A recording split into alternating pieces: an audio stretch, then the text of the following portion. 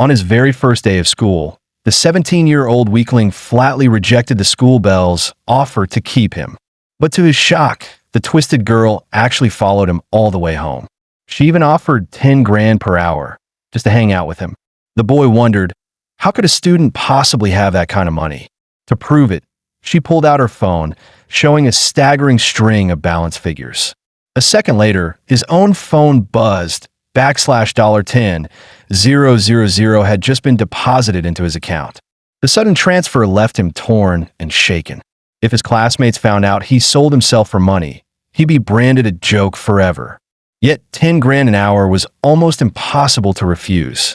Just as the school bell reached for his hand, he couldn't stomach such a love bought with money and turned her down. He stammered that he had lost his head for a moment, promised to return the cash, and told her to leave. Her face twisted with rage. She whipped out a tarot card and slapped it against his face. "You're already dying. What's the point of pride?" she sneered. Then her eyes went wild. "Since you're going to die anyway, Long Chun, just give me your body." Long Chun froze in horror, not understanding what she meant. But the next second, Lihisu seized his arm. An overwhelming force slammed him onto the floor.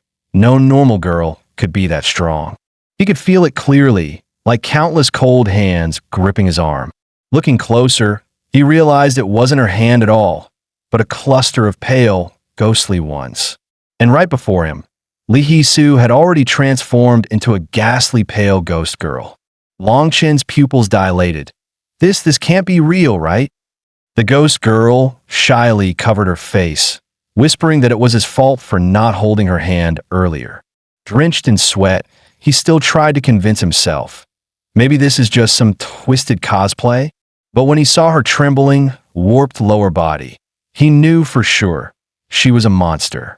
She released his arm, yet her voice was insistent. One last time, would he give his body to her? She gave him only 3 seconds to decide, then started counting down herself. The moment she began, Long Chin spun around, his only thought, run. By the time she hit 1, he was already sprinting at full speed. Seeing her prey escape, the ghost girl lunged after him. Even then, he still clung to the hope this was just a nightmare. But the next instant, she smashed a fist straight into his escape path. As he stumbled, her other hand lifted him off the ground like a rag doll. Yet her lower body suddenly slipped on a banana peel. With a crash, both of them slammed into the ground, and Long Chun managed to break free. The searing pain in his back, however, was terrifyingly real. Long Chin's heart pounded. This wasn't a dream. If she caught him again, he'd be dead. With that realization, he bolted into a narrow alley without looking back. He thought, in such a narrow space, she shouldn't be able to follow me in. But as he slumped to the ground, letting his guard down, a chilling voice rose behind him. "Did you really think I couldn't get in?" She covered her face, one cold eye peeking through, hovering right above his head. She muttered angrily, "What's that supposed to mean? I'm clearly slim enough." Long Chun staggered, trying to stand and run again, but his legs were frozen stiff with fear, refusing to obey. The ghost girl stretched out her hand, her voice dripping with malice. Poor Long Chun, living in a filthy basement with no parents. Haven't you been hiding it from your friends out of shame? With such a miserable life, why bother living at all? Staring at her looming hand, Long Chun screamed desperately for help. But on the empty street, with cars rushing by, no one paid him any attention. She seized his chin, forcing his face upward. "No one will save you," she sneered. "Stop clinging to life. Just say yes, and I'll live the rest of your life for you." Just as she was about to seize full control of his body, Long Chun suddenly broke free, ripping his arm from her grasp. A surge of raw energy exploded inside him, driving him into a frenzied sprint. The ghost girl's eyes flared with crimson rage. Clawing after him, she roared, "Why do you keep struggling? I never said I'd kill you. Give me your body, and you'll be freed, just like Lihisu."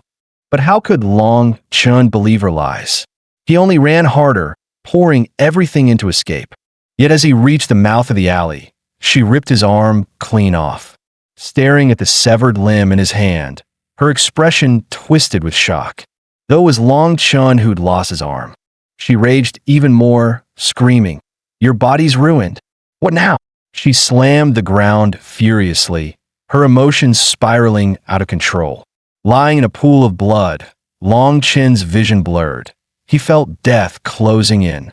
Looking back, his life didn't seem to hold much meaning anyway. The ghost girl no longer hid her face, breaking completely. "If I can't have you, then I'll just eat you." She opened a monstrous maw and lunged.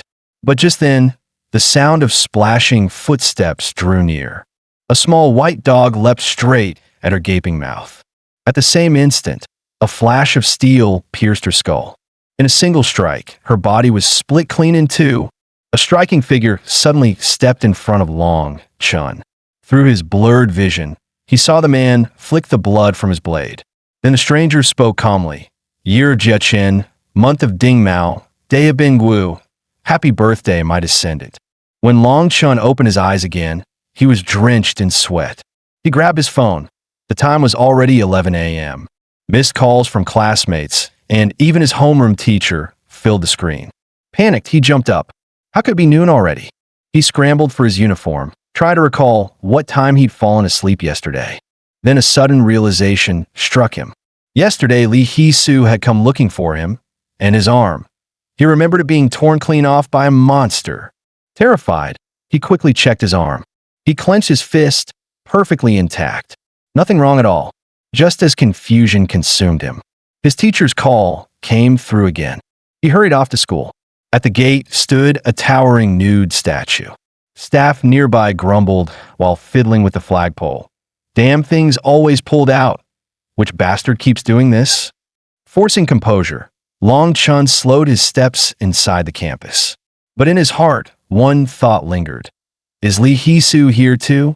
In the hallway, students were already heading off for lunch. Two of Lihisu's friends whispered, "Weird, she's different today. She hasn't even read our tarot yet." Hearing that, Long Chun stiffened. So she was here. He walked to the window and glanced in her classroom. She looked completely normal, chatting with classmates. That only deepened his confusion. He wondered if he should confront her directly about what happened yesterday. Just then, two classmates behind him muttered, "Only delinquents show up at noon. And the first thing you do is check on your girlfriend? We were worried for nothing, you punk." Long Chun opened his mouth to explain it wasn't like that. But at that very moment, his eyes locked with Lihisu's. Her pupils widened in shock. Long Chun, terrified, immediately crouched down, choosing to escape. He crawled along the floor, inching toward the classroom. "It's not what they think." He wanted to scream. Yesterday, when he first met her, he had only picked up a tarot card she'd dropped. But the moment he handed it back, she suddenly grasped his hand. Her cheeks flushed red, embarrassed. Long Chun was baffled. Why would she do that? Yet she spoke with ease, guessing his exact birthday. Then she asked if he wanted to draw a tarot card to see his fortune. But Long Chun wasn't interested at all. With classmates joking around beside him, he quickly walked away from the scene. From that day on, Lihisu became relentless. She constantly declared in front of classmates that she was Long Chun's girlfriend, and whenever she had time, she rushed over to find him. She even brought the classic student confession gift, milk with a little tag on it. That convinced everyone she really was his girlfriend. No matter how many times Long Chun firmly refused, she never wavered. In the end, she even followed him home, leading to the bizarre events from before. Long Chun felt as if he'd lost his memory. He remembered being badly injured, yet couldn't recall how he got home. And that monster, what on earth was it? If it was just a dream, it'd be easier to accept. But the transfer record on his phone was undeniably real. He wondered, should I just ask her directly? But then shook his head. After all, he wasn't missing an arm or a leg now. Later, he was called into the office for being late. Once the teacher confirmed he'd just overslept, he was sent back to class. On the way, he glanced at the time on his phone. Just as he thought about how little he'd studied today, Lihisu suddenly popped out from around a corner, startling him. She explained she hadn't meant to scare him. She just heard he was in the office and waited for him here. Long Chun was speechless. The bell's already rung. Are you treating stalking as a hobby now? Can't you be normal for once? But then he realized the hallway around them was completely empty. Not a single person. With yesterday's memories in mind, a chill ran down his spine. He quickly stepped back. Forcing calm, he said, "Wait. Let's talk somewhere crowded. I'm not scared. It's just in case you suddenly turn on me." Lihisu hurried to explain, insisting she'd been possessed by a ghost at the time. But as she kept apologizing, Long Chun suddenly noticed the statue from the school gate was standing right here. "Isn't that supposed to be at the main entrance? It wasn't here before. How did it suddenly show up?" he muttered in disbelief. The next instant, the statue actually raised its rear. Then, without warning, it charged straight at them. Long Chun didn't have time to think. Instinct told him to run. While sprinting, he shouted at Lihisu, asking if this was another of her tricks. She quickly cried out it wasn't. But Long Chun didn't believe her. After all, hadn't she done the same thing yesterday? She tried to explain, saying it was never her, but a ghost called the maiden spirit behind everything. Long Chun snapped, "Shut up and run. With its speed, it'll catch us in no time." Just then, he spotted a basketball cart nearby. An idea sparked. He shoved the cart, pushing it in the opposite direction. Then, with all his strength, he dumped the entire load of basketballs onto the ground, hoping to trip the statue up. But the statue didn't slow down in the slightest. Instead, it unleashed athletic reflexes, performing a perfect leap over the scattered balls. Landing hard, it skidded to a sharp stop and struck a flawless pose with open arms, as if waiting for applause. Long Chun urged Lihisu to head toward a crowded place, but she suddenly stopped, digging through her pocket. Then she pulled out a small bag of something that looked like beans. Under Long Chun's stunned gaze, Lihisu hurled the bag of beans straight at the charging statue. Sparks of lightning flickered in the statue's eyes. In the next instant, it struck with blinding speed, deflecting and batting every single bean back. Long Chun grabbed the frozen Lihisu, snapping at her. "Idiot! What the hell are you doing?" He shoved her outside the iron gate. Just as the nude statue lunged forward, he slammed the gate shut. Both of them gasped for breath, staring tensely, too afraid to lower their guard. The statue halted before the closed gate. It lowered its head and slowly turned away. But just as they thought it had given up, the distant flagpole began to shake violently. The statue came charging back, now carrying the pole, clearly intending to vault over the barrier. Long Chin's eyes darted around frantically, searching for something he could use. That's when he spotted a garbage cart nearby. Meanwhile, the statue had already vaulted into the air, its movements graceful like a professional athlete. Just as it was about to land, Long Chun rammed the cart forward, shouting for Lihisu to move aside. Timing it perfectly, he shoved the cart, and the statue plunged straight into it. The impact toppled the cart, spilling heaps of trash that buried the statue completely. A rancid, suffocating stench filled the air, making both Long Chun and Lihisu gag with nausea. But that only enraged the statue further. Before they could react, it stormed straight toward Long Chun. Its massive hand clamped tightly around his throat. With brutal force, it hoisted him into the air. Those cold, hate-filled eyes glared into his, eager to tear him apart. Its grip tightened, intent on crushing the life out of him. Beside him, Lihisu scrambled frantically through her pocket. She suddenly pulled out a string of walnut prayer beads. Shouting for the statue to look her way, she hurled the beads with all her strength. To his shock, it actually worked. The walnut beads struck the statue's face and erupted in a repelling blast. The statue cried out in pain, clutching its eyes. Long Chun seized the chance and broke free. While it was still reeling, he and Lihisu fled in haste. Once they reached a safe spot, Long Chun lashed out at her. "Why the hell didn't you use that earlier?" Lihisu quietly lit a stick of incense. Calmly, she explained it was a simple protective charm. Then she pulled out a string of colorful cloth strips. Under Long Chin's confused gaze, she tore it clean in half. She tied one half around his wrist, saying it would ward off danger for now. But she warned him firmly, "Don't remove it before midnight." Watching her strange ritual, Long Chun sneered. Are you insane or something? Lihisu rubit harear embarasit. She admitted it was natural for him to doubt her, but insisted she hadn't done anything wrong. She only hoped he'd talk with her after school. Long Chun rejected her outright. Even if you were possessed yesterday and today was a coincidence, so what? Ever since I got tangled up with you, nothing but freakish things have happened. I don't want anything to do with you anymore. With that, he turned and walked away. Lihisu lowered her head, watching him leave, her face full of disappointment. Time slipped by quickly, and before long, school was over. Long Chun rushed straight home. As he keyed in his door code, he noticed the colorful strip still tied to his wrist.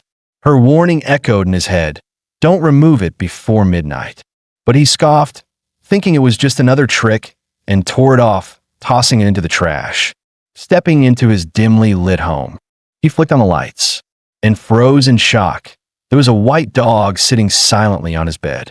After the bizarre events of the past 2 days, Long Chun's nerves had grown razor sharp. The little dog before him was one he had picked up off the street. Seeing its pitiful state, much like his own, he had decided to bring it home. Thinking it was hungry, Long Chun set down a plate of sausages. Then he grabbed his phone, planning to order dinner for himself. But to his shock, the dog suddenly spoke. "Give me something better. Stop feeding me sausages all the time." "But fine, I'm starving now, I'll let it slide."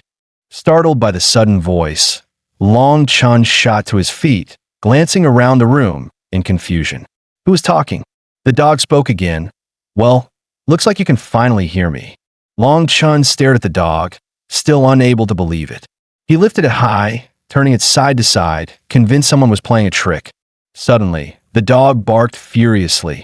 Insolence. That was when Long Chun realized, damn it, the dog really was talking. His heart raced. Am I losing my mind? Is this schizophrenia? The dog said coldly, "Looks like you're still denying reality." No sooner had it spoken than a nearby drawer rattled violently. A bloodstained scrap of clothing flew out, slamming against Long Chun. He looked down. It was a torn, blood-soaked sleeve. Terrified, he hurled it away. Memories of his arm being torn apart by the ghost girl flashed in his mind. He instinctively gripped his arm tight. Staring at the dog in fear, he demanded to know what it was. But the dog shot back. "Who are you? Why can you walk and speak?" Long Chun froze. "Wait, isn't that supposed to be my line?" The dog continued, "Go fetch the others. Bring the one who gave birth to me. I need to know what happened in the family." Long Chun muttered, "There aren't any." The dog's eyes widened. "What? The family is gone? No other relatives?" Long Chun stood up angrily. "I don't know. And what the hell have you been babbling about since the start?" The dog scolded him for being disrespectful, then muttered, puzzled, "From the way you revived after receiving my power, I shouldn't have chosen wrong. So what exactly happened to the family while I was gone?" Its expression suddenly hardened. It said solemnly, "Boy, I am your ancestor." Long Chun froze on the spot. If this dog really was his ancestor, didn't that mean he was a dog too? "You fool!" The dog barked angrily, leaping up. "I'm not a dog." In truth, the dog wasn't actually speaking. Long Chun was the one who could hear its voice. He stopped arguing and said coldly, "Doesn't matter. You're still a dog. So ancestor, dog lord, whatever we want. A ritual? A memorial? I don't have money for that. Go find another descendant." The dog ancestor spun in angry circles on the bed. Watching it whirl around, Long Chun grew uneasy, worried it was about to pee.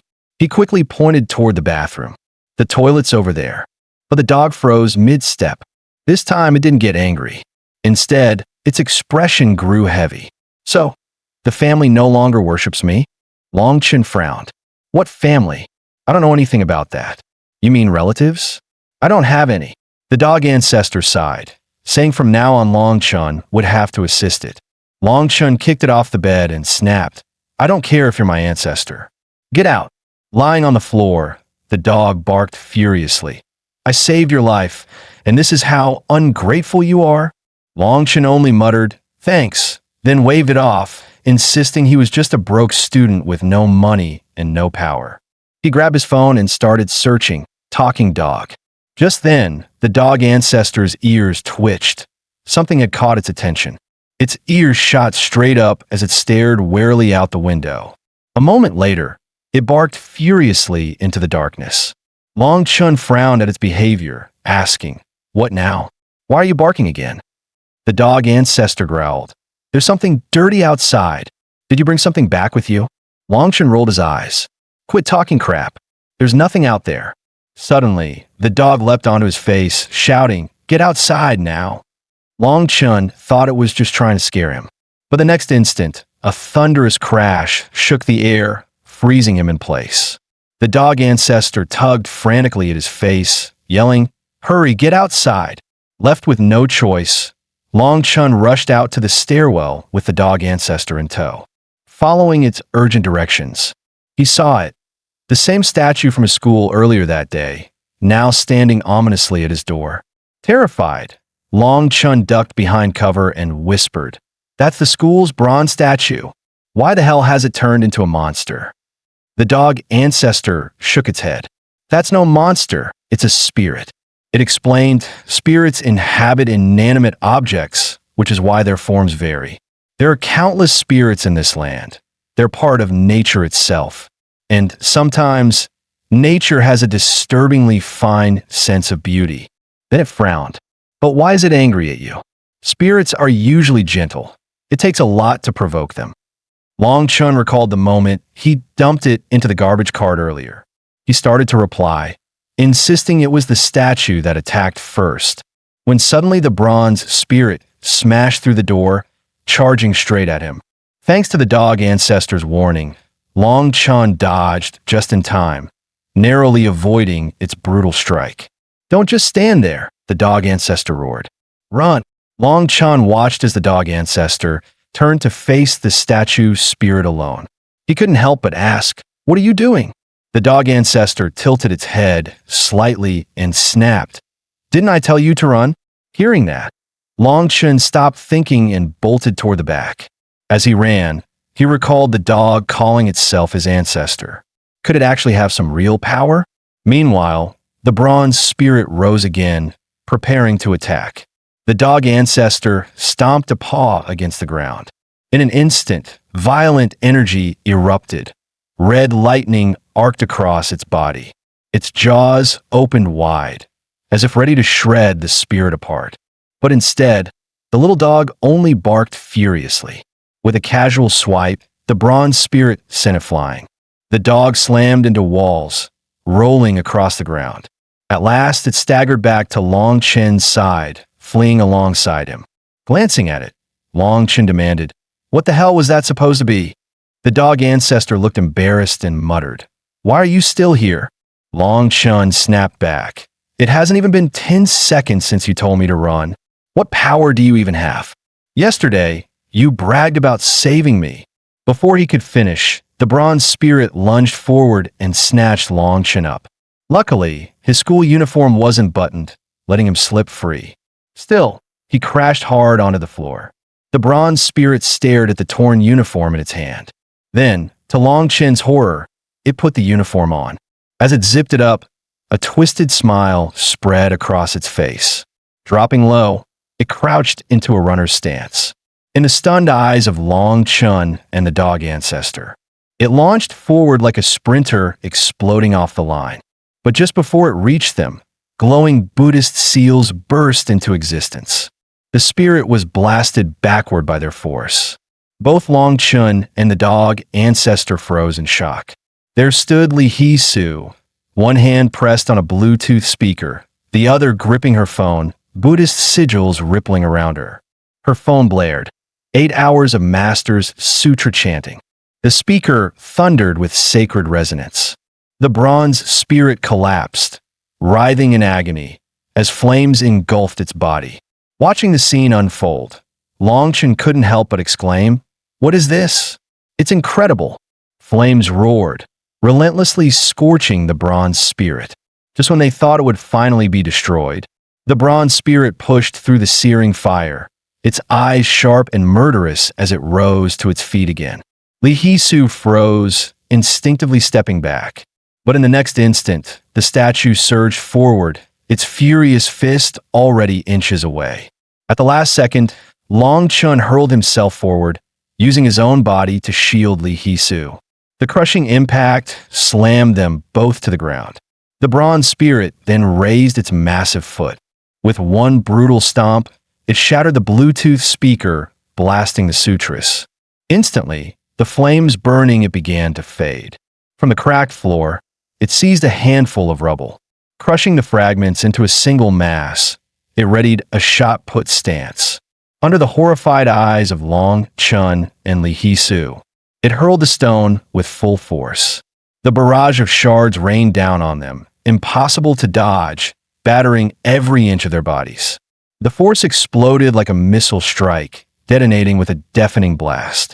Gritting his teeth against the pain, Long Chun forced himself to rise slowly. The bronze spirit loomed closer, step by step. Long Chun shouted to Lihisu, "We need to run now." But instead, she pulled out a stick of incense. Her lighter sparked and hissed as she desperately tried to ignite it, deaf to Long Chun's frantic cries.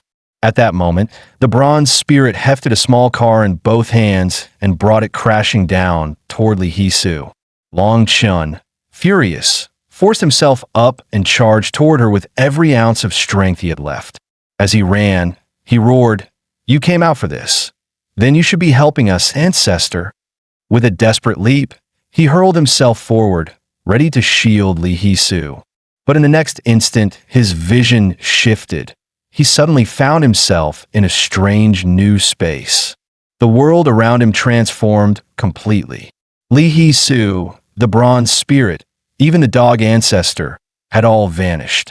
As he looked around in confusion, a sudden voice startled him. "So, you finally feel the urgency?" Instinctively, Long Chun thought it was the dog ancestor speaking. But when he turned, he saw a man dressed in ancient, unusual garments standing before him. Long Chun asked in bewilderment, "Who are you?" The man replied calmly, "You can't even recognize my voice, descendant?" Long Chun stared at the man's strikingly handsome face until it shifted, overlaying with a familiar dog's visage. His eyes widened in disbelief. "You're the dog ancestor?" The man nodded. "Yes, I am your ancestor." He continued, "In the primordial age, there were 12 gods. I was the one who ruled over dragons, the dragon god, Chun."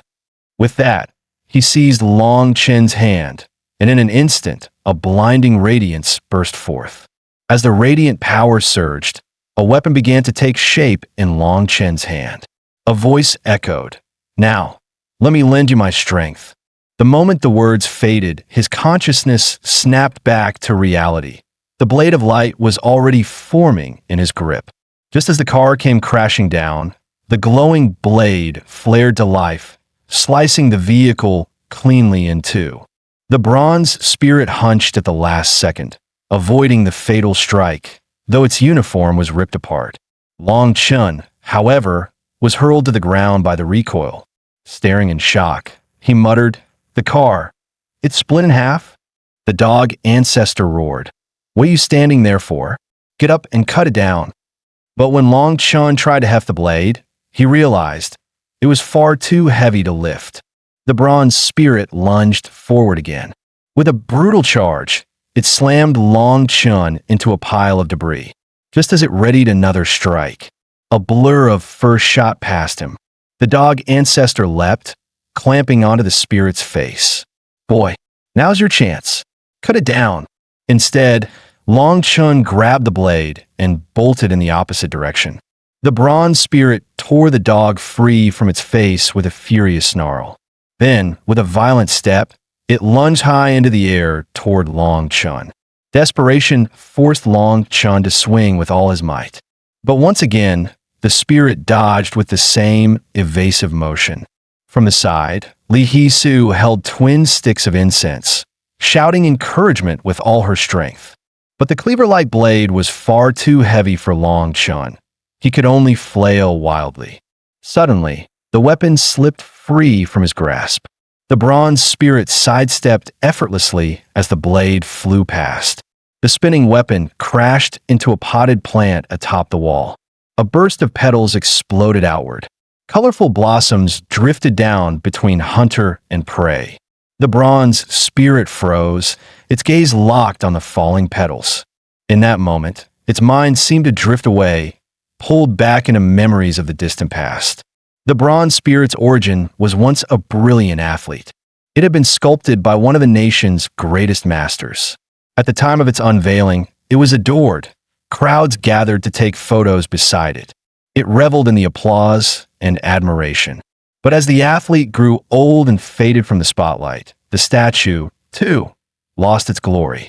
Now, gazing at the falling petals, the spirit seemed to carry that man's lingering will, returning once more to the track. In its world, Longchen's figure vanished entirely. It ran forward, breaking through the parking barriers. On that phantom track, it relived its championship moment. It bit into the gold medal, basking in the eyes of countless cameras. It released an autobiography, signing copies for fans. It posed with children and admirers, smiling in photos. In that instant, it fulfilled its mission and its dream. Long Chun and the dog ancestor stared blankly at each other. Lihisu, incense still in her hands, wore the same baffled expression. Before their astonished eyes, the bronze spirit's form dissolved into nothingness. Longchen muttered, "Well, what just happened?"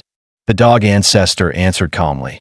It achieved its purpose and returned to where it belonged.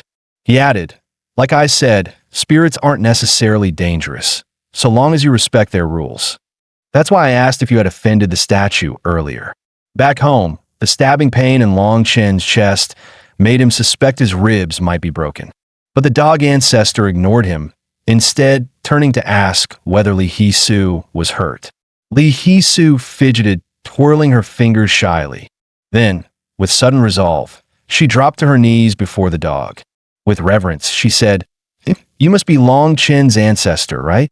Meanwhile, the damage outside from the earlier battle was slowly repairing itself as if nothing had happened.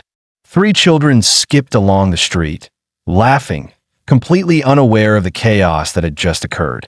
Hearing Lihisu's words, the dog ancestor tilted its head. "So, you can actually see me? Or are you a witch?" Lihisu lowered her gaze and murmured softly, "No, I'm only the daughter of a witch." Her eyes flushed red as she added, "Last time, you saved me from the girl ghost. I fainted and never had the chance to thank you. So really thank you." Long Chun gawked at her. "Wait, you can hear this dog too?" When she nodded, he finally exhaled in relief. "So I'm not rabid after all." The dog ancestor squinted. "Then how did you know I was Long Chen's ancestor?" Lihisu's face turned scarlet. "Because the resemblance is too strong." She shyly bowed her head and whispered, "Don't you see your ancestor's true form, Long Chun?" The dog ancestor puffed itself up proudly. "Of course he sees me, handsome and dashing. No wonder the ladies get flustered." Long Chun rolled his eyes, grabbed a mirror, and held it up. "Yeah, real pretty boy." While they bickered, Lihisu raised her phone. "Look at this." On the screen, Long Chun saw himself with a filter, an animated rabbit chewing on a carrot. When the dog ancestor turned, even the empty air above its head carried the same filter. Long Chun nearly jumped out of his skin. And no matter which filter Lihisu tried, the strange air above the dog carried it as well. Long Chun reached out to touch it, but there was no body to feel. After a round of confusion, he sighed. "It's already 9. Why aren't you heading home?" Lihisu whispered, "I can't go back." Long Chun took a sip of water. "Why not?" Her face darkened. "My mother, she's possessed too." She explained that the spirit haunting her mother was so powerful it could summon girl ghosts at will. If she returned home, she'd just be possessed again and sent straight to Long Chun. His face blanched. "Why me? Why do they keep coming after me?" Lihisu's eyes locked on him. "Because you're a divine general. Your body is what all spirits desire." With that, she picked up an empty bowl. Filling it with water, she said, "This is an ordinary person." She tipped the water out completely. Lifting the now empty bowl, she declared, "And this is you. From now on, more and more spirits will try to fill this bowl." Lihisu admitted softly that she hadn't known how to explain before, which was why she'd stayed silent. But now, she made it clear, spirits desperately craved Long Chen's body. The dog ancestor cut in, his tone cold. Haven't you realized yet? All of this happened because of you. At once, memories of how he had scolded Lihisu flashed through Long Chen's mind. Shame tightened in his chest. After all, before his birthday, nothing like this had ever happened. At that moment, Lihisu dropped to her knees before the dog ancestor, begging for help. The dog ancestor, ancient and cunning, needed no more than a few hints to deduce the truth. Lihisu's mother must have mistaken a spirit for a god and begun to worship it. Lihisu quickly protested. Her mother hadn't done it on purpose. Though her mother ran an obscure fortune-telling shop, she had always prayed with sincerity. Until one day, she returned from the mountain, claiming to have invited the holy water god. From then on, the once empty shrine overflowed with visitors. Reservations filled an entire year, and the fortune-telling shop became famous for its accuracy. But to Lihisu, that so-called god was nothing more than a demon. Time and again, she questioned her mother, only to be beaten each time for insulting the divine. She had tried countless times to banish the spirit from her mother, but nothing worked. In the end, she herself was forcibly possessed by the girl ghost summoned by that very demon. The dog ancestor muttered, "So it's a witch spirit. No wonder ordinary methods don't work." Then his gaze softened as he looked at her. "But since you risked yourself to protect Long, Chun, of course, will help you." Lihisu bowed again, thanking them profusely. Soon after, she grabbed a wad of tissue, using it as a pillow, and lay down to sleep. Long Chun frowned. "Why here? If you can't go home, why not stay with a friend?" Lihisu shook her head. "I don't have any friends." Long Chun blinked. "That girl with the hair curlers, she's not your friend?" Lihisu's face fell. "She's the girl ghost friend." Lihisu asked hopefully if she could stay the night, insisting she truly just wanted a place to sleep. Long Chun panicked, blurting out, "If not to sleep, then what else would you be doing?" Even the dog ancestor shuffled aside, pretending to make space for her. Lihisu went as far as to ask if she could borrow an old pair of pants Long Chun was about to throw away. With no other choice, Long Chun reluctantly agreed to let her stay. Exhausted, Lihisu quickly drifted into slumber. In her dream, she was once again locked inside her room by her mother. And there, waiting for her, was the girl ghost. Tears slid from the corners of her eyes as she whimpered in her sleep. Only when the dog ancestor settled beside her did her crying finally stop, allowing her to rest peacefully. Meanwhile, back at home, her mother slammed the table, cursing her daughter for shamelessly wandering about. Seething with rage, she vowed that once Lihisu returned, she would lock her inside a bamboo tube. Morning arrived. Checking his phone, Long Chun realized it was already past 8. Wanting to treat his ancestor to a proper meal, he washed up and prepared to head to the supermarket. When Lihisu heard, she insisted on going along. As they tossed out the household trash, she smiled and said, "Long Chun, you seem so mature and steady." He stammered awkwardly, "I guess maybe," but as he watched her radiant smile, memories of the times he had scolded her came flooding back. A crushing wave of guilt, shame, and unease hit him all at once. Long Chun finally called out to her. After a moment of inner struggle, he bowed his head and apologized. "All of this happened because of me, yet I said such cruel things to you, and still, you chose to help me." But Lihisu crouched down with a bright smile. "It's fine. Even if it wasn't on purpose, I really did cling to you." She added cheerfully, "And honestly, this has nothing to do with you. Yet you still helped me. So let's call it even." Long Chun turned his head away and muttered, "I'll do my best." But in truth, he wasn't thinking of himself. He was thinking of the dog ancestor. At the supermarket, watching Lihisu shop like a whirlwind made Long Chun break into a cold sweat. He quickly protested, "We can't buy this much. I don't have that kind of money." Calmly, Lihisu pulled out a card. "I'll pay for it. Consider it the fee for banishing the girl ghost." Leaving the store, Long Chun was still in shock. It was the first time he had ever bought so much. Lunch ingredients came with them, while the rest was scheduled for delivery. But on their way back, they suddenly ran into his classmate, Ren Jeriol. The sight alone sent alarms blaring in Long Chen's head. Thankfully, he slipped away before Ren could notice. Gasping for breath, Long Chen thought nervously, why was Ren Jeriol even there? Then it hit him, wait, what about Lihisu? She should be following, right? Just then his phone buzzed. Opening it, he saw Ren Jeriol stirring up trouble again in the group chat. Long Chen sighed in relief. Good thing he didn't see me in person. That could have got messy.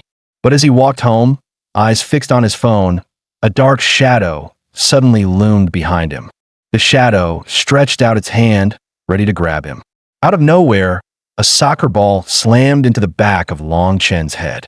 Furious, he spun around. A cold-faced boy stood there, frozen mid-throw. Was that you? Long Chen demanded. The boy only replied, be careful. Long Chen's irritation flared at the curt tone.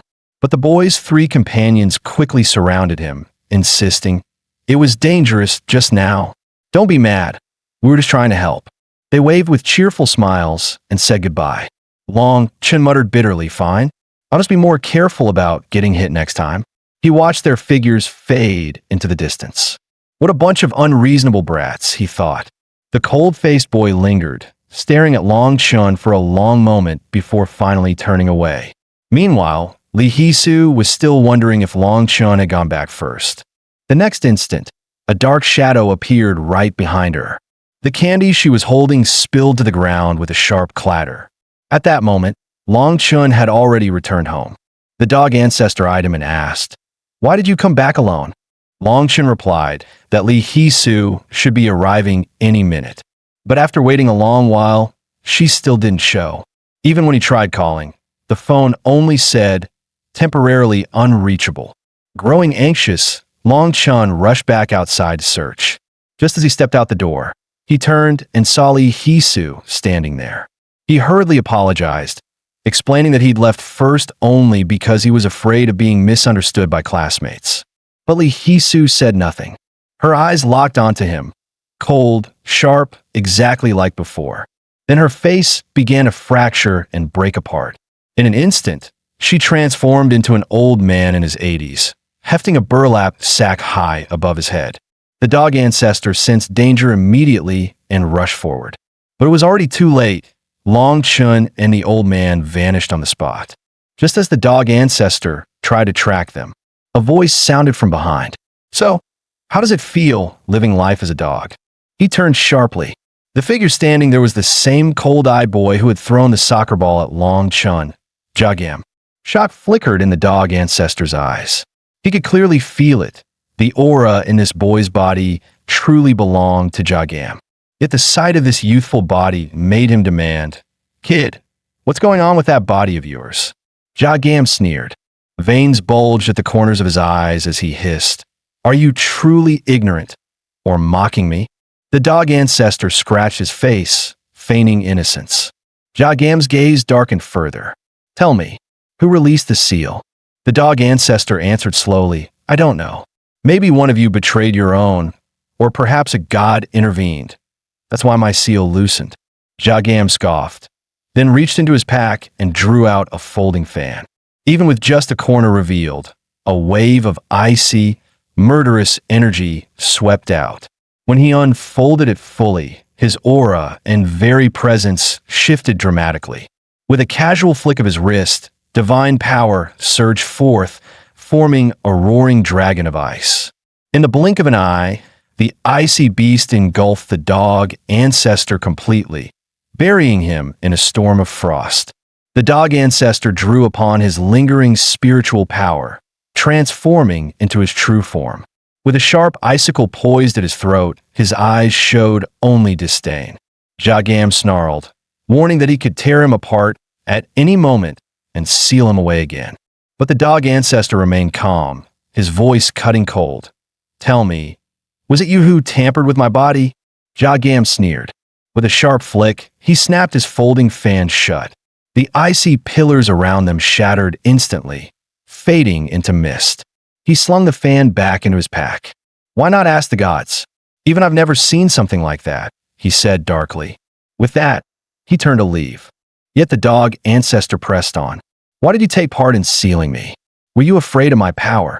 Jagam halted, shot him a venomous glare, and spat idiot. The next moment, his figure vanished into thin air. The dog ancestor grumbled. What kind of attitude is that? Curse me and then just disappear. Shaking his head, he turned back to searching for Long Chen's whereabouts. Suddenly, a child popped up from the corner, squatting right in front of him, asking if he was looking for a messy-haired boy in black. The children swore they could lead him straight to where Long Chun was. Elsewhere, inside a dimly lit room, the harsh rasp of a blade being sharpened echoed. The sound stirred Long Chun from unconsciousness. As his eyes opened, he saw an old man grinding a knife, surrounded by an eerie, unfamiliar setting. Shock shot through him. Where the hell am I? Then, as the old man sang his chilling song with a twisted look in his eyes, the truth hit Long Chun. This was the man who dragged me here. Panic surged. He struggled fiercely, trying to tear free from the fishing net that bound him. But from the side, Lihisu's tearful voice called out, begging him to stop. Long Chun froze in disbelief. She had been captured too. Suddenly, the old man scattered a handful of coarse salt over Long Chun. Muttering, he said, "Salt first, then soak them in fish sauce." Lihisu sobbed, her voice breaking. That song, he sung it 4 times already. He really means to drown us in fish sauce. Agonizing pain shot through Long Chen's body. Glancing down, he realized with horror that he was completely naked, trapped inside the net. His face flushed crimson. "Where the hell are my clothes?" Long Chun whispered to Lihisu, asking if she had seen everything. She quickly shook her head. "Of course not. And don't you dare look at me either." Just then, the knife-sharpening old man, Netsak Grandpa, suddenly stopped. He rose slowly and began walking toward the far side of the room. With the sound of the grinding blade gone, Long Chun and Lihisu quickly pretended to be unconscious. But as the silence stretched on, Long Chun grew uneasy. Did he already leave? The next moment, Netsak Grandpa jerked his head down, his face twisted in horror as he hissed, "You're awake?" He crouched, his neck stretching like a taut cord, head scraping along the floor as he muttered over and over, "Bad child, bad child." Long Chun cautiously asked, "Why am I a bad child?" Lihisu chimed in, "Yeah, we're good kids. Don't good kids get a piece of cake?" Then she shouted, "Give us a cake." For a moment, Netsak Grandpa's gaze wavered. But then he gripped the sashimi knife tightly, snarling, "And how will you prove you're good children?" Long Chun seized the chance to fire back. "Then how do you prove we're bad children?" Netsak Grandpa licked the blade with a twisted grin. "Then prove it. Are you dutiful children or unfilial ones?" Long Chun said flatly, "I never had parents." Rage exploded across the old man's face. "Blasphemy! To deny your parents is to deserve heaven's wrath." Pointing the knife at Long Chun, he roared, "Good. You'll be punished with the rod." Lihisu cried out in defense. "It's true. He really doesn't have parents." But the old man only smiled coldly. "Then you'll be punished as well." His face twisted as he raised the knife high. To deny your parents is no different from killing them. Both are crimes against heaven. Just as the blade was about to fall, Long Chun forced out that they already passed away. The old man froze, the knife halting in midair. Slowly, his gaze shifted, and he jabbed the knife toward Lihisu. "She's the unfilial one. Her mother prays to me every night, begging me to take her away, calling her the worst child alive." Lihisu tried to explain, insisting it was her mother's fault, but at that moment, a chilling noise echoed from outside the door. Netsak Grandpa sneered, "Stay put. Don't move." With that, he turned and left the room. The moment he was gone, Long Chun and Lihisu scrambled to their feet, trembling as they struggled to stand. Lihisu whispered that this was her family's ancestral shrine. Long Chun froze, his face draining of color, and muttered in despair, "We're screwed." Lihisu frowned. "What do you mean? Didn't we plan to come here anyway?" Long Chun shook his head bitterly. Just the two of us? What good will that do? She replied firmly, you've got the blade. One strike, problem solved. Long Chun groaned. The blade and my ancestor. I left them both behind. Lihisu spread her hand. Didn't it just appear when you opened your palm last time? I saw it with my own eyes. Long Chun snapped. Do you think this is a comic book? Nothing works that way. We just need to find a way out of here.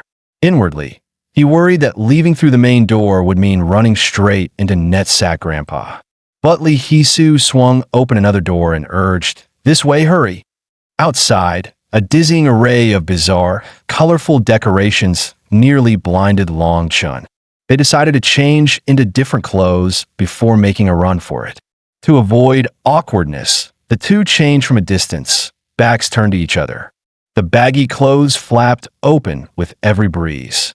Long Chun muttered, how are we supposed to walk out like this? Lihisu only smiled. Doesn't matter. We'll take a cab. I'll pay. She pointed toward the door. That way leads to the courtyard. But Long Chin's eyes were fixed on the window, cold sweat dripping down his face. A shadowy figure was steadily approaching the gate outside. The door creaked open. In a panic, Long Chun and Lihisu dove into a cabinet and held their breath. Time ticked by, yet the room remained eerily silent. Long Chun couldn't resist. He cracked the cabinet open slightly. And there it was, Lihisu's mother's face staring right back at him. He slammed the cabinet shut in terror. Turning to Lihisu, his voice shook.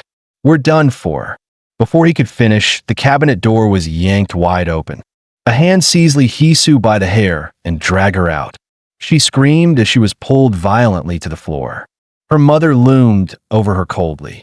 Since you're here, why not say something? Mommy's been so worried about you. Lihisu's mother shifted her gaze toward Long Chun, her voice dripping with unease. So, you even brought a friend home? Long Chun reluctantly crawled out of the cabinet, stiff and uneasy. He dusted off his hands and forced a smile. Annie, I got something urgent at home.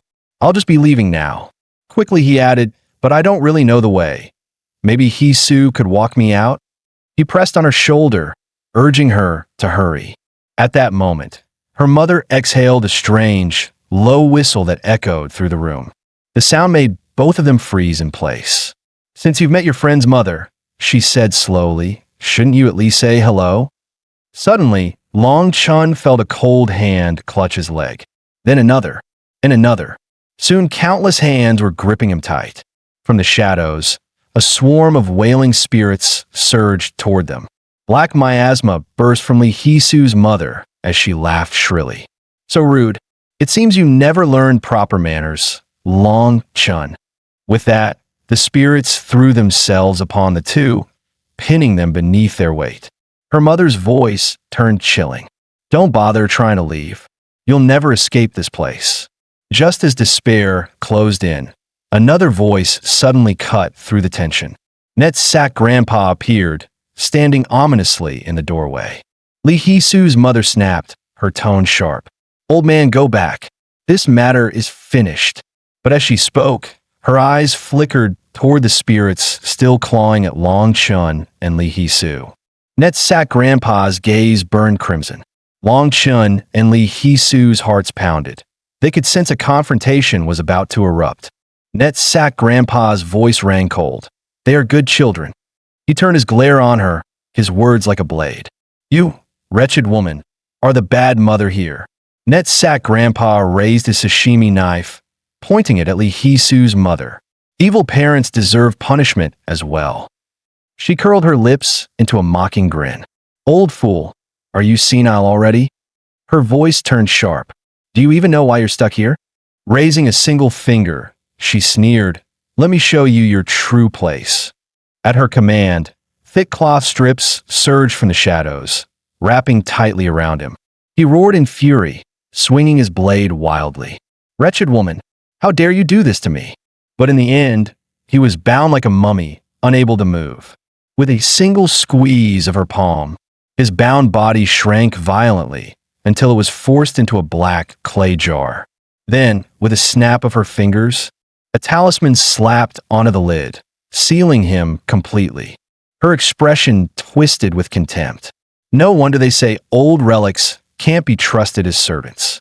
You couldn't even recognize your own master. Slowly, she turned her gaze toward Long Chun and Lihisu. Her voice dripped with menace. Well, children, have you finished your meal? Long Chen's head spun violently, dizziness overwhelming him. His body collapsed to the ground, drained of all strength. Lihisu was in the same state as Long Chun, her body limp and powerless. The two slowly realized that the tiny monsters must have done something to them. Before Long Chun could think further, a massive foot, larger than any man's, slammed into his body. Lihisu's mother glared darkly. Didn't you want to leave? Then try it, if you can. Terrified, Lihisu screamed, Mom, please stop. But her mother crouched down, a twisted smile spreading across her face. You already know I'm not your mother, yet you still dare to pretend? Before I stuff you into a bamboo tube, shut your mouth and stay put. Her false grin widened, as if Long Chen's body was already hers to claim. Just then, the shrill ring of a doorbell cut through the room, halting everything. After that, Long Chun and Lihisu were thrown into a pitch-black room, their strength drained, escape impossible. Lihisu wept bitterly. We're really done for. It's all my fault. You must think I'm selfish, right? Long Chun barked through gritted teeth. Stop crying. You're making it feel like we've already lost. She sobbed. I never should have dragged you into this. But if I don't do something, my mom will be in danger. Her voice trembled. I saw her skin rotting away. The demon had warned her. Her mother wouldn't last much longer. Long Chun snapped. And you only tell me this now? Lihisu choked out. I didn't want to put too much pressure on you. I heard it before the ghost possessed me. What if it's already too late? Long Chun cut her off. Don't say crap like that, and stop apologizing. He pressed on. If the body rots, does that mean she can just switch into another one? He added quickly. But since the girl ghost was driven out of you, you haven't been possessed again, right? Lihisu's eyes widened as she remembered her mother's words. Mortal bodies decay. Only vessels strong enough to host a god can endure. She muttered, Wait, is your family also of divine blood? Long Chun blinked in confusion. Divine blood? What's that? She explained. Families of fortune tellers, passed down for generations. Long Chun growled, Don't mess with me. I've been alone all my life. Though it was the perfect chance to escape, his body was still heavy and slow. Suddenly, he realized his hands could move freely again, and strength was seeping back into him. Moments later, he shot up with a sudden sit-up, flipping himself upright in one motion. Seeing that Lihisu still hadn't recovered her strength, Long Chun told her to grab onto his shoulder, planning to lift her with his own body. But the moment he counted to 3, she accidentally yanked his shirt right off. Long Chun stared at her in exasperation. If you've got the strength to do that, stop pretending. Lihisu flustered, quickly insisting it wasn't on purpose. Just then, the door creaked open and the dog Ancestor strolled in, grinning. I hope I'm not interrupting anything. 3 childlike spirits followed behind him. One pointed at them and shouted, no clothes, so perverted. Another casually hefted a massive blade and hurled it at Long Chun. Here, your sword back. Long Chun froze, staring at the guillotine blade spinning through the air toward him. Instinctively, he reached out to catch it. But he knew better than anyone. This weapon was far too heavy to handle. For a moment, he wondered if being a god general gave him some hidden power, but the only thing he felt was the crushing weight and sharp pain. A cold sweat ran down his back. If a little spirit child could toss that blade so easily, what kind of monster was this kid? The spirits then turned their attention to Lihisu, still too weak to move. After a few questions, they confirmed she belonged to a type they called a vessel prone to possession. One of them, named Fu Shun, jumped straight into her body to help her move again. Together, they all returned to the ancestral hall. Once inside, Fu Shun, now controlling Lihisu's body, boasted proudly to the other 2 spirit children. Long Chun, still baffled, quickly asked Lihisu if she was okay, wondering why she suddenly felt like a completely different person. The dog ancestor walked up to Long Chun, explaining that the childlike spirits were heavenly attendants. Since Lihisu couldn't move, one had possessed her body to help her. He told Long Chun not to be on guard. These spirits meant no harm. Long Chun muttered to himself, definitely not human. Even so, their constant bickering made him uneasy. Meanwhile, outside, Lihisu's mother was entertaining a guest. She handed the visitor a sealed clay jar. With a flick of her folding fan, she blew out a puff of what she called vintage breath from 82. Instantly, the dark spirit clinging to the guest's shoulders dispersed into nothing. The guest felt lighter immediately, relief washing over her. Lihisu's mother warned her not to relax. Her aura had only suppressed it temporarily. If that failed, a shamanic ritual would be needed to keep it down. Grateful, the guest asked nervously how much she owed. The witch smiled. Just pay the fortune-telling fee. I only wish to save you. Money is secondary. But inside, she was already plotting. Eventually, it would all cost much more. She added that next time, a young boy would sit here in her place. Though young, he would be just as effective. Treat him as if he were her. After all, the boy worshipped the same god she did. As for herself, she would be away, praying in the mountains. At that moment, a loud crash echoed from the inner hall. She calmly told the guest not to worry, just the cat making noise. In truth, inside the hall, the red-clothed spirit had knocked over a massive blade. The black-clothed spirit scolded him immediately. But Fu Shun, curious about a jar on the altar, reached out without hesitation. The dog ancestor's eyes widened. Don't touch that, he barked. The black spirit cried too. Fu Shun, get away from it. But it was too late. Fu Shun's hand knocked the jar over. In an instant, the jar erupted like a broken seal, releasing a terrifying force. Fu Shun was blasted away. Lihisu's body collapsed to the floor. She slowly regained consciousness, dazed and confused. At that moment, she saw Long Chun charging at her, blade in hand. He shouted, "Move now!" A grotesque, twisted spirit had appeared above her head. In one decisive strike, Long Chun swung the guillotine blade, cutting straight through the phantom's body. The momentum drove the weapon deep into the wall, the blade trembling violently. Just as the three spirit children clapped and cheered, the tense atmosphere shifted.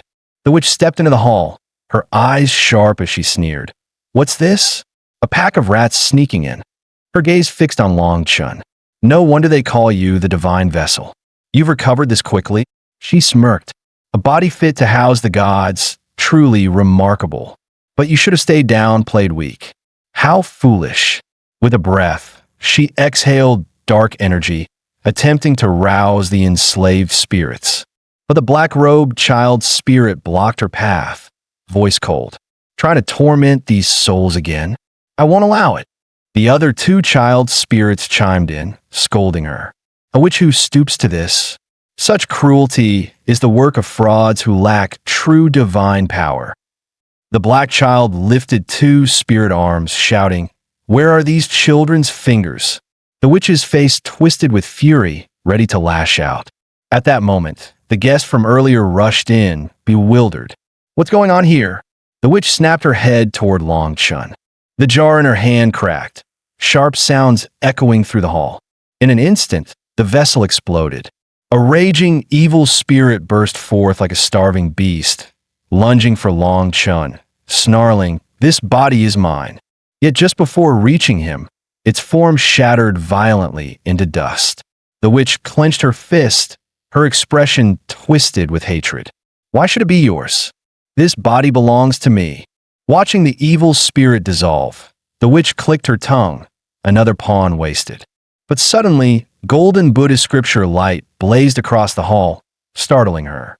The three child spirits formed a triangular stance, chanting sutras to purify her. The witch pulled a hairpin from her hair, scoffing, "Petty tricks." She pricked her finger with the pin. Her eyes glowed blood red as her palm stretched forward, letting drops of blood seep into the ground. As a being of pure resentment, She carried no feelings, no conscience. The instant her blood touched the floor, a dark curse sigil spread, unleashing waves of malice. The children's power was instantly suppressed, for she was the strongest grudge spirit, fueled by endless hatred and curses. The crushing aura pinned everyone in the hall motionless. The witch approached the black-robed child, smirking. "You asked where those spirits' fingers went, didn't you?" She opened her mouth wide, revealing rows of severed fingers. The children recoiled in horror. The weakened souls around them twisted under her curse. One by one, they transformed into vicious ghosts, lunging under her command. The black-robed child roared, "Do you think this will save you? When our elder brother arrives, it will be your death." The witch sneered. "Then call him. Brother, sister, god, or devil. I'll send them all to join you." The three children were soon overwhelmed by the swarm of ghosts. The witch turned toward Long Chun, her voice dripping with greed. "Now let's continue. Once I claim your body, I won't just be a god. I'll be something far greater." Her fingertip closed in on Long Chen's forehead. A flash of steel sliced across, severing her arm. The dog ancestor emerged, majestic, three spectral blades floating above his head. Since when does a mere witch dare to speak of gods? The witch froze, staring in disbelief. A dog, standing unharmed in the midst of her curse? She muttered, "So, you're no ordinary beast." The dog ancestor sneered. "You've lost your divinity. That's why you can't see my true form." Divine power surged from his body, flooding the hall. His true self emerged in full. "I am the god you claim to trample." The witch was struck speechless, her body trembling. The dog ancestor asked coldly, "Now, do you see me for what I am?" But instead of fear, her lips twisted into a grin. She burst into mad laughter. "Huh, so handsome, yet still just a dog. If you don't want to die in that form, get lost." Her voice dripped with mockery. "That outfit? You look less like a god and more like a broke farmer from the sticks." Long Chun stood frozen, confused. Why wasn't his ancestor moving? The dog ancestor flicked a calm glance in his direction. The witch noticed immediately, snarling, "What are you looking at? Don't play tricks." The ancestor's tone remained steady. "I was merely wondering why a wretch like you would dare strut around in human skin." Long Chun replayed that look in his head. Was his ancestor expecting him to act now? Sensing something was off, the witch drew on her blood and malice, forming a crimson rune. "If you really are God, then take this head on." The rune surged like a flood, crashing into the ancestor. In an instant, he was blown back, reverting to his dog form, battered and bleeding. The witch laughed cruelly. "So much for divinity. You're just an empty husk. If you were truly a god, you'd have cast me out already, then crushed me underfoot. Besides, what god would debase himself by living inside a dog?" Her eyes shifted toward Long Chun. "And these are the only helpers you could muster?" Step by step, she closed in, her voice dripping with mockery. "Hand over your body willingly. Do that, and maybe I'll spare your little friends." She yanked him up by his clothes. "Because the truth is, you have no choice." Long Chun gave a bitter smile. "No choice? If I bite my tongue and die right now, you lose everything too." The witch's grin twisted. "Try it. I'll seize your flesh before your last breath. You'll be a corpse while I ascend as a god." Her words oozed with madness. Just then, Lihisu grabbed at her skirt, screaming, "Stop!" Tears streamed down her face as she begged the spirit to leave her mother's body, crying out, "Mom, please, Mom." The witch's only answer was a vicious kick that sent her tumbling. Wiping blood from her lip, the witch sneered. "You think I spared you out of mercy? Fool! You lived only because you were useful. But now, you're worthless." Dark energy gathered in her palm, forming a curse marked with the word kill. Her voice slithered. "Take a deep breath, it'll sting for just a moment. But soon, your mother will join you." She raised her arm, ready to strike Lihisu down. Long Chun fought desperately, but chains of malice bound him, leaving him helpless. He could only watch as Lihisu's tear-stained face twisted into a faint smile, whispering, "I'm sorry," before closing her eyes. Just as the witch's claw descended, a single word cut through the darkness. Mom. Her mind snapped back to a warm, golden evening. In that memory, a mother threaded peach pits into a bracelet for her little girl. The child pouted, complaining it was ugly and clunky. But the mother only smiled. "With this, no ghost will ever hurt you." Little Lihisu lowered her head, grumbling, "Again? Stop sneaking charms into my school bag." Last time it fell out in class, and everyone laughed, calling me the witch's daughter. She pouted, "If I wear this bracelet and get bullied again, will you take responsibility?" Her mother sighed softly. "I just want to protect you." Lihisu shouted back, "Other families live just fine without this nonsense. Why do we have to be the only ones?" Her mother opened her arms gently. "Then what about this charm?" Lihisu muttered stubbornly, "I told you I hate charms." Her mother smiled tenderly. "But this one is different. It's the mommy charm. No matter where you are, if you cry out, 'Mom,' I'll come running to hold you. This charm will always work.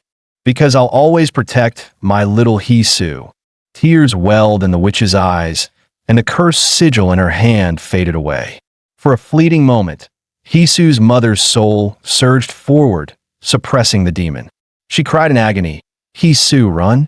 Staggering, she turned her back and pulled a kitchen knife from the wall. Lihisu, trembling with tears, cried, "Mom, what are you doing?" The next instant, the blade plunged into her own chest. She chose to end her life, severing the demon's control. It was her last and only way to protect her daughter. Freed from the blood curse, Lihisu broke down, rushing to hold her mother's falling body. Chun stood frozen, unable to move. He remembered her innocent smile from before. Now, that same girl sobbed endlessly, clutching her mother's corpse. Pain tore through Chun's chest. This tragedy, all of it, was because of him. Voices screamed inside his skull, "Give me your body." Visions of weeping figures cursed him, calling him a child who should never have been born, the demon who killed his own parents.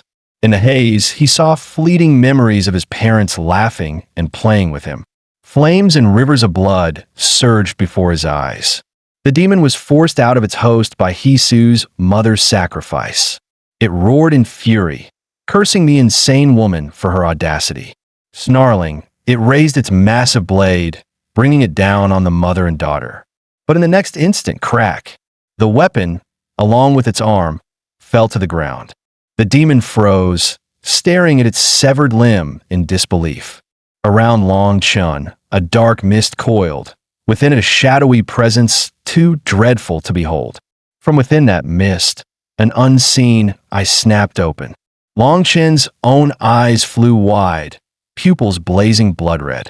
The dog ancestor shivered, muttering inwardly, "So, it finally begins." The demon clutched its wound, ready to sneer. But Chun vanished with a sharp whoosh. In the demon's stunned gaze, he reappeared at its back, blade in hand. The guillotine blade came crashing down. The demon barely dodged in time. Still, the strike shattered the prayer beads around its neck. Alarmed, the demon retreated quickly. It howled in disbelief. How could a mere human break the curse? It exhaled a breath of ancient, corrupted chi, summoning enslaved spirits. The 3 bound child spirits were released.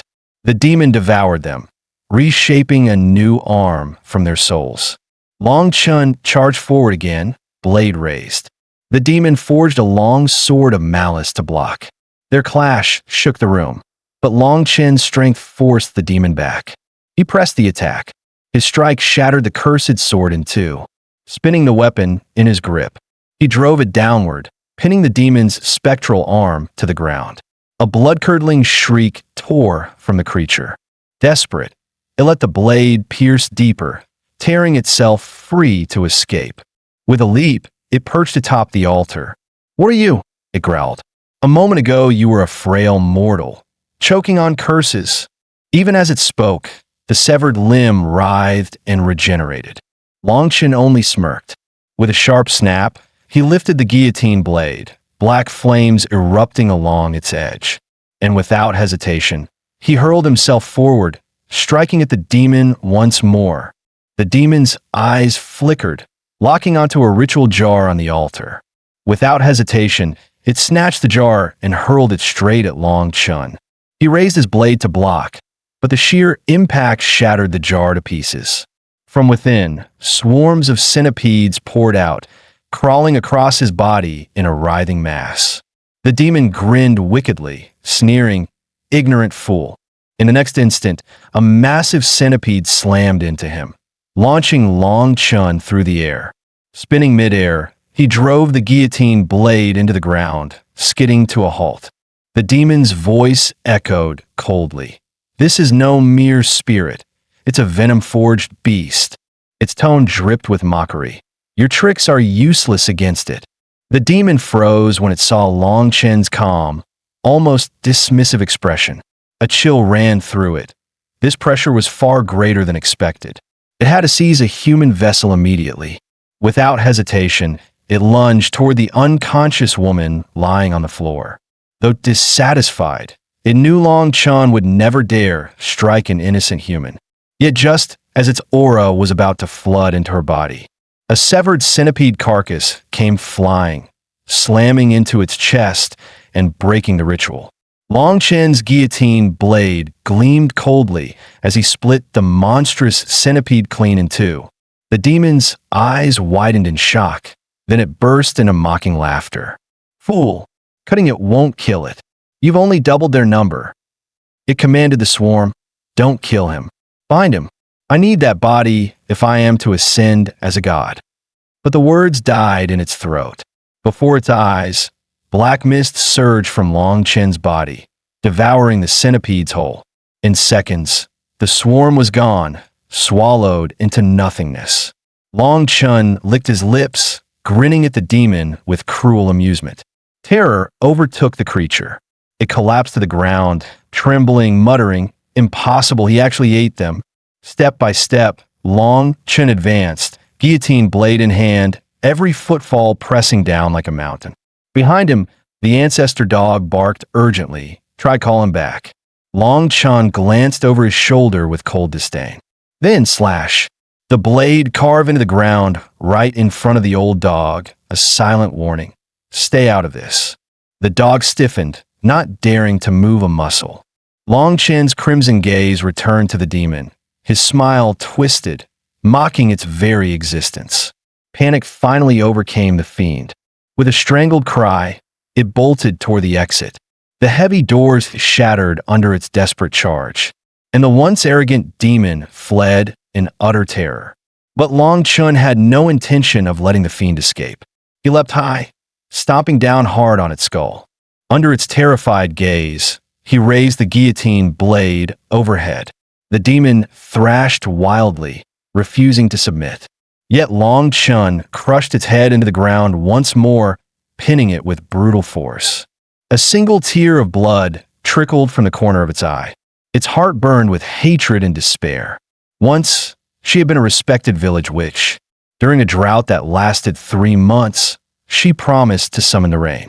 But for 3 long days, not a single drop fell. In rage, she kicked over the altar. Recently, she had felt nothing. No visions, no divine whispers. A chilling thought took root. Perhaps there were never any gods at all. Perhaps she had been cursed and deceived from the very beginning. The villagers bringing offerings saw everything.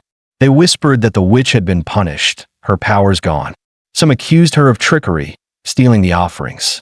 Her face twisted with fury as she pointed to one man, declaring that plague would strike his home unless he offered a bushel of rice to the kitchen god. But the tide had turned. No one believed her. They jeered, calling her a fraud. With cold eyes, she spat her curse. "You will all sicken and die." And soon enough, those very villagers fell ill and perished. Her status as a witch was restored, fear and awe reborn in the village.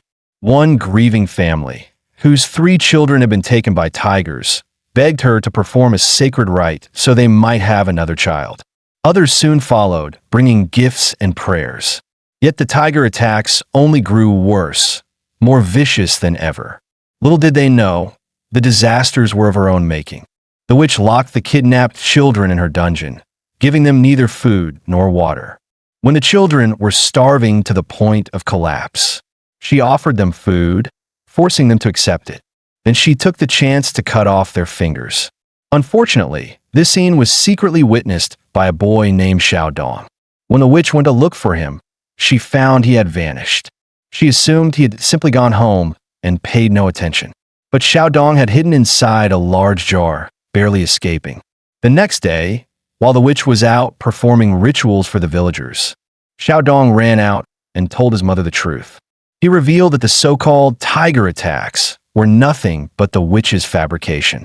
Sure enough, the villagers searched her home and found dozens of bamboo tubes, each one stuffed with children's fingers.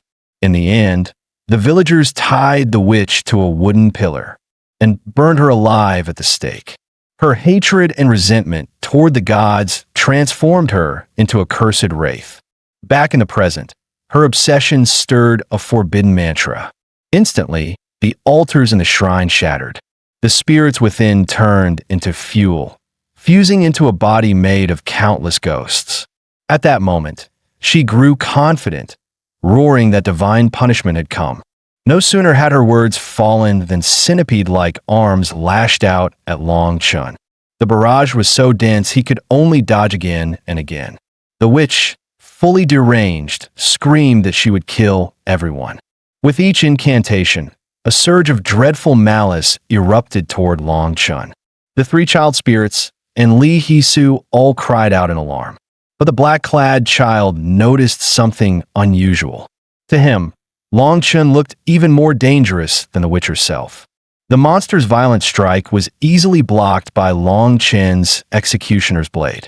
He then burst forward in a sudden charge, slashing so fast the strikes were nearly invisible.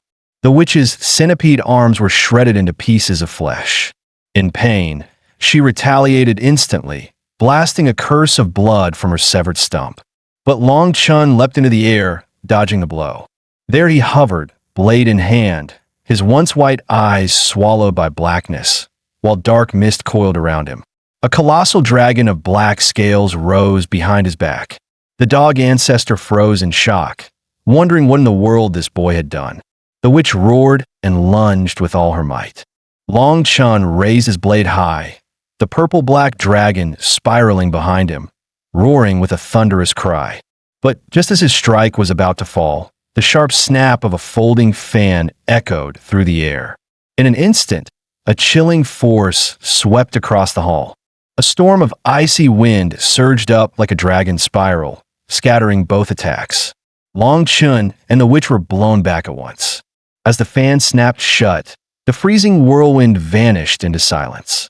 I stared in confusion, unsure what just happened. Then the man raised his folding fan toward me and shouted, "Break!" In an instant, streams of white clouds burst out. My blood-red eyes slowly cleared, regaining their natural color. That power felt like raging waves, yet soft as a tide, washing over my body. With a single command, seal, the force controlling me vanished completely. The one who intervened was none other than the earthly branch god, Dejian. The three spirit children, seeing their elder brother, rushed to him in tears. They poured out their grievances, exposing the witch's countless sins. All eyes then fell upon the witch. The children froze, stunned by what they saw. Crawling on the ground, her face twisted, the witch demanded to know who Dejian really was. How could he wield divine power only a god should possess? Dejian answered coldly, "Because I am a god. The earthly branch god, Dejian." His words left the witch dumbfounded. Tears rolled down her cheeks uncontrollably. She clutched at Dejian's robe with trembling hands. Why didn't you answer my prayers? Why didn't you appear when I begged you? If you had, none of this would have happened. How can a god ignore his believers' cries? Dejian threw her hand aside with disdain. Prayers? Don't make me laugh. Yours were nothing but selfish desires. Tell me, what god would ever answer such prayers? Fool!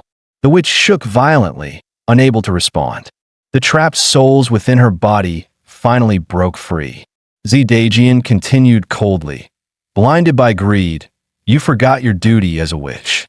You stained your hands with unforgivable sins. Why do you have to feel wronged? Look around. Can't you see the innocent souls that perished because of you? The witch flinched, wanting to argue, but Dejian silenced her with a thunderous roar. Shut up. Even if your flesh were torn apart 1,000 times, burned in endless fire, it still wouldn't repay their agony. In hell, your punishment will equal the number of fingers you severed from those children, and the torment will match every single life you destroyed. As his words fell, Dejian slowly unfolded his fan. A radiant moon rose upon his forehead, and the image of the rabbit on the fan shimmered with divine light. With a single wave of Dejian's hand, a curtain of black mist swept across the heavens. Even the blazing sun was swallowed whole. When the black moon rose, the world itself changed color. This was his judgment, the ultimate punishment for sin. The witch crawled on the ground, pleading desperately for mercy. But in Dejian's cold eyes, she was no longer human, just an empty shell to be erased. As the black moon revolved, its dark light devoured the sun's brilliance. Her body was torn apart into fragments. Not even ashes remained. She was erased from existence. Dejian turned back, asking his younger brothers about the human they mentioned. The child spirits answered, someone had been stabbed. He led them to Lihisu and her fallen mother. Checking again, he found a faint breath still lingering. Dejian slowly unfolded his fan. The pattern shifted into the image of a lamb. From above, a massive flower descended from the sky. It blossomed beneath the dying woman's body. This was the flower of rebirth, its power flowing into her, restoring her fading life. With a single word, bind, Dejian sealed the miracle. The petals turned into streams of vitality, forcing her back from the hands of death. He told Lihisu not to worry. Her mother was only asleep now. Seeing her mother's breath steady and body at peace, Lihisu broke down in tears once more. The three child spirits cheered in joy. The red-robed and black-robed spirits boasted proudly, saying their brother was Dejian, the first of the 12 earthly branch gods. For him, this was nothing but child's play. Lihisu bowed again and again, overwhelmed with gratitude. But Dejian suddenly covered his mouth, coughing. Blood spilled across his crimson robe, deepening its color. He wiped the stain from his lips. Calmly, he said that instead of thanks, what he wanted was for Lihisu to do him a favor. With trembling hands, he lifted his fan once more. He swung it toward the spirits lingering behind her. At once, the souls seemed trapped inside a flat, mirror-like plane. The mirror shattered with a deafening crack. The spirits collapsed into severed fingers falling to the ground. Dejian instructed her, when the witch wakes, gather these fingers and release the children's souls. Outside, the dog ancestor stayed at Long Chen's side, guarding him. Dejian stepped forward, smirking, then snapped, ordering the mutt to get out of his way. He tapped Long Chun on the head with his fan. Long Chen's consciousness returned at once. He blinked, staring at the familiar face in front of him. Looking around, he muttered in confusion, unsure of what had just happened. As he wondered about the black smoke that had bound him, the smoke instantly dispersed, dropping him onto the floor with a heavy thud. The room fell into an awkward silence.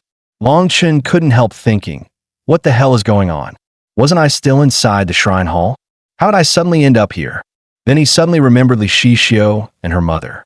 Just as he was about to search for them, Lihisu suddenly appeared right in front of him. She grabbed his cheeks with both hands and rubbed hard. Are you okay? Do you feel any pain? Blushing, Long Chun slapped her hands away, muttering that he was fine. But Lihisu suddenly broke into tears, crying that it was all her fault. Long Chun quickly asked, how's your mom? Lihisu forced a smile through her tears, saying the child spirits and Dejian had helped her. Her wounds were healed, and now she was just sleeping. Hearing this, Long Chun was completely thrown off. What kind of development is this? I blink once and miss half the story. The dog ancestor walked up and asked, finally awake, kid? Rubbing his head, Long Chun demanded to know what had happened. The mutt only said he'd explain once they got home. Dejian chuckled and added, "I can't wait to see how you'll explain this to your descendants." The words made the whole room fall silent. Lihisu hurried to introduce him. "This is Dejian, the great overseer from the heavens." But the longer Long Chun stared at his face, the more familiar it seemed. He pointed and said, "Wait a second, aren't you the guy who threw a soccer ball at me?" Dejian suddenly coughed up a mouthful of blood. The child's spirits panicked, rushing to ask if he was all right. Without answering, he waved them close, whispering they needed to leave immediately. With a sweep of his fan, they vanished without a trace. Lihisu looked at Long Chun with starry-eyed admiration. "See, you really are blessed by the gods." Long Chun opened his mouth to explain, but her mother slowly walked out. Lihisu dashed forward, throwing her arms around her. The scene warmed both Long Chun and the dog ancestor. Even the old netbag grandpa at the door shed 2 lines of tears. Picking up his basket, he walked slowly into the sunset, singing the old rhyme. "The crying child is taken by tigers. The good child gets a piece of cake." He left only a plate of cakes by the gate. When Long Chun and the dog ancestor returned home, he checked his phone and saw the groceries had been delivered 8 hours ago. The ice had long since melted. The dog ancestor eyed his gloomy face and asked, "What are you, some kind of local lord? People bringing you tribute?" Long Chun rolled his eyes. "That was Lihisu's order, delivered from the supermarket, idiot." The mutt's fur bristled. "Brat, you've been disrespectful from the start.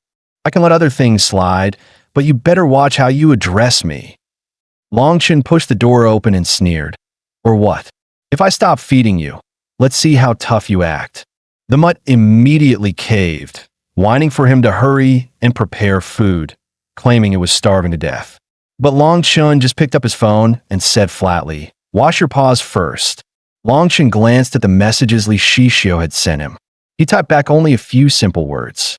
Then he hurried into the kitchen to whip up a dog feast for his ancestor. When Lihisu saw his reply, she froze for a moment. Then a bright smile spread across her face. All because his message had only 6 words. "Stop saying sorry to me." During dinner, Long Chun pressed the dog ancestor for answers. He wanted to know what had happened while he was unconscious. Did that Dejian kid really slay the witch spirit and heal Shisho's mother? Picking up a dish, Long Chun sighed. "Looks like I missed all the good parts." Then he asked, "So Dejian, is he a god like you?" The mutt shook his head, saying Dejian wasn't, and told him to stop randomly claiming relatives. Long Chun pushed further. "Then why did you just stand by? If you had fought, that monster would have been gone in an instant." The dog ancestor sighed. "That wasn't standing by. I don't have any divine power left. I can only watch." Long Chun frowned. "But you saved me from the maiden ghost before, didn't you?" The mutt's face darkened. And that's exactly the problem. He revealed that Long Chun had already stopped breathing that day. To save him, the ancestor had poured every last drop of his power into his body. That was why Long Chun now possessed such powerful regeneration. The dog ancestor's voice grew solemn. "From now on, you must help me regain my strength." Meanwhile, under the night sky, a girl holding a bow stood atop a power pole. She gazed into the distance for a moment, and then vanished into the shadows. The next morning, Long Chun woke up aching all over. He groaned, wondering how his body could be so weak. "Just a bit of running and my muscles hurt this bad?" He didn't realize he had survived a brutal battle the night before. The mutt suddenly asked him to find a historical chronicle. In short, a book that recorded the world's changes from ancient times to now. Long Chun rolled his eyes, pulled out a school history textbook, and shoved it over. Then he headed off to school. On the way, he recalled his ancestors' words, that with regeneration, he would never again be toyed with by spirits. Yet when he reached the school gate and saw the statue, his steps froze. Fear prickled in his chest, and he skirted around it. At that moment, a bespectacled classmate stopped before the statue as well.